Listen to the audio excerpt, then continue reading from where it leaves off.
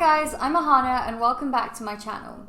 This video is going to be a story time and I'm going to share with you how I juggled university and running my startup at the same time. I've touched on bits of this story in other videos, but I really wanted to just make a dedicated video in which I talk about exactly how I got a team of students together, how we started working over the summer, and when term started, what we did and how we coped with our university workload, as well as running our startup. This story starts back in my third year of university, and one of the modules that we have to do is called professional skills. Now, in first year, in professional skills, you write a CV and a cover letter.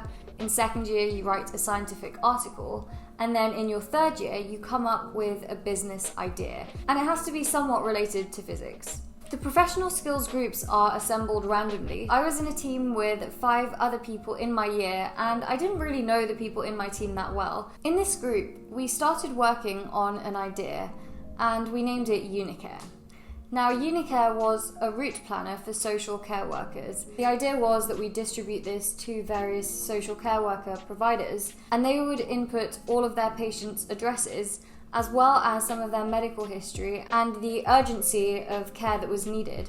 And we would build an algorithm that would basically create a route plan for these social care workers to optimize their day and make sure they're spending as little time on the road and able to see more patients as a result. It was a cute idea, we worked on it as part of the project, and as much as I love professional skills, not everyone takes it that seriously. So once the term ended, it was kind of assumed that this is where things would end with this project. The project came to a close, we had our exams, and then we had our summer holidays. And this is around the time that COVID had just hit, so this was around June 2020. And I had a summer internship lined up at an investment bank. And I very much thought that I would do the internship, hopefully get a return offer, do my final year of physics, and then start working full-time at that investment bank. But that said, I had around a month in between my exams ending before my internship started. Given how bad the COVID situation was, I knew that a lot of the societies that I was involved in probably wouldn't run to the same extent in my final year once we went back in October. And so I thought to myself, what can I do to fill this time? And I'd always wanted to work on a project of my own. And funnily enough, I'd never really thought of it as a startup. I just liked running events and being in leadership roles in societies. And I'd actually quite enjoyed year 3 professional skills building a business idea. So as a first step, I thought a good idea would be to contact the team that I'd been working with and ask if anybody wants to continue with this project over the summer. Out of the 5 people in my team, only one of them actually said yes. But in any case, I was excited to try and see where this could take us. Although I was super excited to be working with this team member, there were also other people that I really wanted to work on something with. One of them was a very close friend and in fact my flatmate whilst I've been at university, who absolutely lives and breathes code. He codes all day long and is the best software engineer that I know. I knew that with him on the team, we could probably achieve just about anything software-wise. Ben and I talk about this more in the Meet My Co-Founder video, but I'd spoken to Ben about entrepreneurship, I think at some point in our second year, and I knew that he was interested. And at the time, he was in the US. I knew that he would be coming back to finish his final year at Imperial, and so I decided to just kind of go out on a whim and reach out to him as well. So one by one, I had individual conversations with each of these potential team members, basically saying what I wanted to do, what the situation was with my summer internship, and that I was thinking of starting with Unicare, the social care worker route planning idea. But I wasn't married to it and we could see where things went. Each one of them said yes individually, and at that point the group chat was created and we decided to have a call with all 4 of us together. In this first group call, we went over a lot of the logistics, so how frequently we'd meet, for how long, what our various time commitments would be, how it would work around internships. And we needed to make a plan as to how to get something off the ground. Whilst I was keen on my professional skills project, I don't think anyone else in the team was, and I was also very open to changing the idea. And in fact, in the entrepreneurship course that Ben did at MIT, they'd used a textbook called Disciplined Entrepreneurship, which I've mentioned before on this channel. And step 1 of Disciplined Entrepreneurship was to brainstorm 100 ideas. So we ended our first call and had penciled in a date, I think a week later, to sit down and have our first brainstorming session. We have our first brainstorm, and to be honest, it was more like 4 friends chatting than it was really doing any work, but I like to call it team building. So you could say that we spent a good 4 hours team building on our first proper call together, and at the same time we did come up with about 100 ideas. Most of them were not very good at all, and so we were laughing, joking about it, and then suddenly it dawned on us that we hadn't actually been very rigorous in the way that we'd recorded our conversation, which in hindsight was probably for the best. I think a lot of it wasn't strictly work related. But in any case, we started talking more about this problem of note-taking and summarizing a conversation. And this is actually how Quill was born. Quill was a meetings automation software which transcribed, summarized, and provided data insights from your meetings. And this is the idea that we chose to work on. I think the LinkedIn page for Quill is still alive, so you can feel free to go check out what's left on there, but our website and our alpha version are no longer active. So we decided on this idea, and we went through all 24 of the steps of disciplined entrepreneurship. And I think we had a set time, it was 8 to 10 p.m. every evening, that the 4 of us would jump on and brainstorm together, talk about the idea together, and really just start to build up a clearer picture of what this was in our heads. And at the time, it was all very, very theoretical. We hadn't done any sort of customer discovery. We hadn't really spoken to anyone outside of our group. And in fact, in disciplined entrepreneurship, there were some steps where you had to affirm your idea, you had to actually go talk to people. And as the young, naive entrepreneurs that we were, we thought that no, there's 4 of us already talking about this. We already understand the market. Let's just skip these steps and rush through this book. So I'd say it probably took us about 3 weeks to get through disciplined entrepreneurship. And at the time, my summer internship was coming up. For those of you who know about banking internships, you'll know that the hours don't necessarily accommodate for any side gigs. So I was a little concerned about how time commitments would be, but I'd already communicated that with a team, and there were others in the team in similar positions. We'd agreed that in the evenings during our internships we'd hop on whenever we could, but for the most part we'd try and get work done on weekends. Now, it's worth mentioning that with Quill, we were very actively reaching out to VCs, and at the time we didn't really know what an investor pitch or a meeting looked like.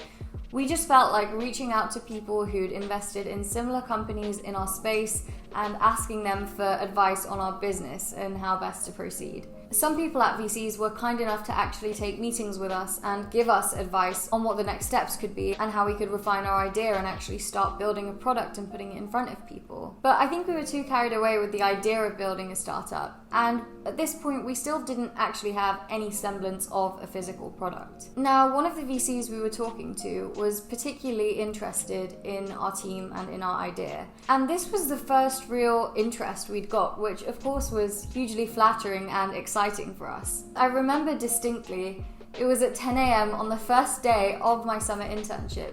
We get an email from this guy saying, if I gave you $1 million, would you drop out of your degrees to do this full time? And we couldn't believe what we were hearing. I remember I struggled to focus for the rest of that day because I was so excited. And suddenly we switched gears and we were like, yep, absolutely. Can we talk about this? Can we pitch to you our idea? And he said, yep, sure, let's do tomorrow. And keep in mind, tomorrow was day 2 of my summer internship. And again, for those of you who know about banking jobs, you can't really take time off to pitch a VC on your second day of work. So I was extremely stressed out, and we also hadn't practiced a pitch whatsoever. But in any case, with any free time the 4 of us had, we put together a pitch deck and we quickly assigned slides and figured out who would talk about what. The next bit of trouble was arranging a time. I didn't want to schedule anything that conflicted with something to do with my internship. We ended up suggesting some fairly odd hours to him, and he was kind enough to accommodate for 9 p.m. on the Tuesday. This was, I guess, our first VC pitch. So we walked him through our slides, and he really didn't give much away. This meeting went on for nearly an hour, so it was fairly long. And at the end of it, he told us that he wanted to see more progress, and specifically progress on the tech side, as he wasn't completely convinced that we had a clear roadmap ahead of us. As 4 physicists who can all code, we felt confident that we could put this together, but the bigger issue was the time in which we could do so, as all of us had internships over the summer. We promised him that we'd have something in 5 weeks' time, which was the weekend after my summer internship ended. And any time any of the four of us had in the next 5 weeks, we put towards creating this tech spec. Now, this was a long document. We ended up using my bachelor's thesis template for it, and we went into great detail about how the tech would work and how we would build Quill. And although it was very, very theoretical, it was something that we were quite proud of and were excited to share with him. As promised, we sent him the tech spec when we said we would, and we didn't hear back for a couple of days. So I sent him a follow-up, just checking if he'd received it okay and if he had any thoughts or questions for us. And he let me know that he'd just been on leave, he was super busy and dealing with the backlog from when he was gone, and that he would certainly get around to it in the next week. But he'd kept the dream alive. We were still there thinking we'd get $1 million to work on Quill. But this time, 2 weeks went by and we didn't hear anything. So I sent him another follow-up, just checking in, seeing if he'd had a chance to read it. And as you can probably guess, there was no response to this email. The dream had died. We were kind of upset. We'd put a lot of work into creating this, and we felt like this was such an amazing opportunity that had just gone. So we spent a couple of days moping, but very shortly after started applying to accelerator programs and started looking at other ways in which we could really grow this business. And about a month after the rejection from this venture partner, we get our YC interview. Now, we were fortunate that we had 2 months between finding out we had an interview with YC to actually having the interview. And we really were not expecting to get this. Now we're late September, early October, and our 4th and final year is just about to start. My team member who worked with me in my professional skills group ended up communicating to us that his priorities for when term would start were to up his grades and focus on getting a grad job. And that was completely fair enough. Everyone's got different priorities, and in fairness, some of us had already secured grad jobs and didn't have to worry about that extra thing whilst going through our final year. So because of this, he ended up leaving the team so that he could focus on his priorities, and the three of us continued working on Quill. When we found out we had the YC interview, we spoke to some alumni, and it very quickly became clear that we had to launch a product. As proud as we were of the tech spec that we'd created, and as detailed and as technical as it wasn't enough to launch a business. We actually enrolled in YC Startup School and followed a lot of their lessons, watched a lot of their videos, and that really helped us up the pace and change our mindset towards the project. We began doing a load of customer discovery interviews, talking to people about their meetings, learning a bit more about their project management styles at all different types of companies. Concurrently, we actually started building Quill. You do have to remember that at the same time, we were doing university. Now, our degrees weren't particularly easy either. 2 of us were in our final year doing physics, and the 3rd member was doing a computer science master's at Imperial as well. But I personally had been quite strategic about it, because in your final year, there are very few core modules, and for whatever reason, the way Imperial structures their final year physics degree is that a lot of the really maths-heavy quantum physics type modules happen in term 1, and all the slightly less mathsy modules happen in term 2. And if given the choice, I prefer to veer away from the very, very mathsy topics. So I chose all my optional modules for term 2. This meant that in term 1, the only uni work I had to do was my master's thesis. And in fairness, that did take a lot of time. It was in atmospheric physics, and I hadn't actually studied the content for atmospheric physics, meaning that I had to self-teach with the support of our supervisor and start working on the project. However, because I didn't have any lectures to attend, I was able to give a lot of my time to the startup. I think it's also worth noting that I'd made this decision consciously. I could have certainly put more time into my master's thesis and maybe pushed myself and done modules in term 1. But for me, and where my priorities were at, is that I had a grad job, I knew I wasn't going to become a physicist, and I knew what grade I needed to graduate with and roughly how much effort I had to put in to achieve that. Which, by the way, is actually a lot. I did not find my degree easy at all. And in fact, I really struggled with exams every year. But the exams would only be in term 3, and term 1 was just the project. But I actually enjoy project work and coding. And so, although there was still a fair amount to do, it was slightly easier for me to manage. But I also did have my priorities clear, and that was to work on the startup as much as I possibly could, because this YC interview was, to me, the opportunity of a lifetime, especially because we didn't expect to get an interview in the first place. Now, I won't go through the whole story of how we got into YC again, because that's already in my How I Got Into Y Combinator video, so I'll link that above for you to check out. But in general, I think being able to manage your time is directly linked with prioritization. Although ideally we'd all give as much time to every single thing we want in our lives, you do have to prioritize and have an honest conversation with yourself about what you want to do. In past years, I'd been far more active in university societies. I played in a rock band, I played on my uni's League of Legends team, and as much as I enjoyed those, at the time, I knew that I would really enjoy working on a startup. And at the time, I didn't think that it was even a possibility for me. I well assumed that I was going into a grad job. But at the same time, I was curious to see what would happen, and I knew I'd regret if I didn't try my hardest. So I did cut out a couple of my hobbies, and I think the fact that COVID was still a massive problem, especially here in the UK at the time, there wasn't much going on socially anyway, so I was able to dedicate a lot of my time and attention to getting this project off the ground. I think I'd also just come to terms with that whichever career path I picked, I knew that I wanted to work really hard in my early 20s, as the way I want to live my life is to work really hard in my 20s, and that's just me. I know not everyone thinks the same way. I think some people have the opposite belief that this is a time to enjoy yourself and party, go out, meet people.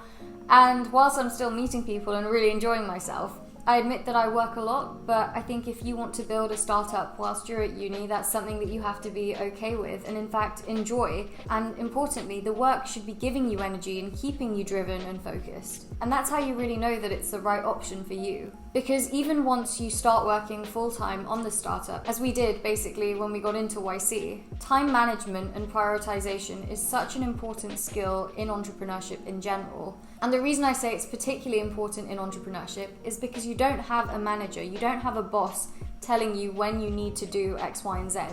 You need to figure it out yourself, and you have to be intrinsically motivated and driven to hit your deadlines on time to actually build your company and move things forward. In terms of being able to manage your time, and I know this is a bit of a wishy-washy answer, but I truly believe that if you're working on something that you're passionate about, you will find a way and you will learn to prioritize. I do think that sometimes sacrifice is involved and you can't really have your cake and eat it too. But as long as the decision you've made and the sacrifices that you've made are worth it, then you've probably made the right decision. If you're a student at university thinking of starting your own company, I would say absolutely go for it. If you want it badly enough, you will find a way to manage your time and prioritize accordingly. And I promise you, the experience is so worth it, whether it takes off or not. I think it was actually one of our partners at YC who said that if you go into this experience viewing it as a learning opportunity, whether the startup takes off or not, you can only gain. Because no matter what happens, whether the startup takes off or it doesn't, you will absolutely learn from it. And that's where I'm going to leave this video. If you enjoyed this video, please like it and subscribe to my channel for more careers and startups related content. That's all for this one, and I'll see you in the next one.